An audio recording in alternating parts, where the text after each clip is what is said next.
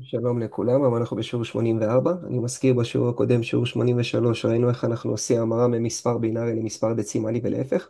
ומה שאנחנו נעשה בשיעור הזה, אנחנו נראה איך עושים המרה בין טקסט לבין ייצוג בינארי. אז בשיעור הראשון שלנו למדנו שהמחשב דובר בינארית, ובגלל ששפת המחשב היא מספרים בינאריים, יש צורך להמיר תווים כמו אותיות, סימנים ומספרים למספר בינארי כלשהו, כדי שהמחשב באמת יוכל לתרגם אותו לפעולה. לצורך כך נוצר תקן המרה בין טקסט לבין מספר בינארי שנקרא קודסקי. הקוד הזה מכיל בסך הכל 128 תווים בעזרת 7 ביטים. התווים שנמצאים בקוד הזה הם אותיות לטיניות בלבד, זאת אומרת רק אותיות קטנות וגדולות באנגלית, וספרות ותווים בסיסיים כמו נניח סימן קריאה, פלוס שווה וכל מיני דברים כאלה.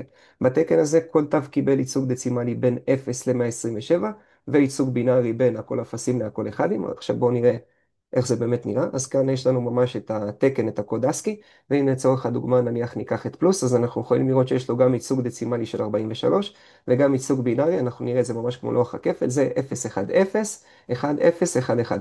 אז אם המחשב מקבל רצף בינארי של 0, 1, 0, 1, 0, 1, 1, הוא יודע שעכשיו יש לו פלוס. בואו ניקח נניח עוד דוגמה, שווה, אז אנחנו יכולים לראות שהייצוג הדצימלי שלו זה 61, והייצוג הבינארי שלו זה 0, 1, 1, 1, 1, 0, 1. אז ברגע שהמחשב מקבל 0, 1, 1, 1, 1, 0, 1, הוא יודע שזה שווה.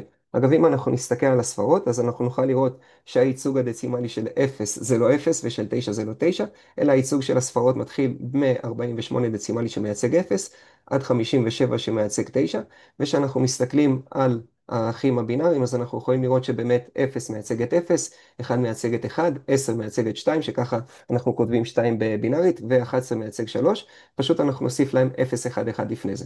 אוקיי, בואו נתקדם. בהמשך התעורר הצורך גם להמיר את יתר השפות לייצוג בינארי עבור המחשב, ונוצר קוד שנקרא יוניקוד. התקן החדש הזה שמר על הבסיס של קוד ASCII ופשוט הרחיב אותו, אז כל התווים, כל ה-128 תווים הראשונים באמת נשארו אותו דבר, ופשוט כל החדשים קיבלו תווים אחרים, והיום יש כל מיני תקנים, אבל העיקרון באמת נשאר, יש כל מיני תקנים של המרה, אבל העיקרון נשאר, כמו שאמרנו, כל תו מייצג גם ייצוג בינארי וגם ייצוג דצימלי. זהו ככה להיום, אני מקווה כמו תמיד גם שלמדתם וגם שנהנתם, וניפגש לנו בשיעור הבא, אז ביי בינתיים חברים.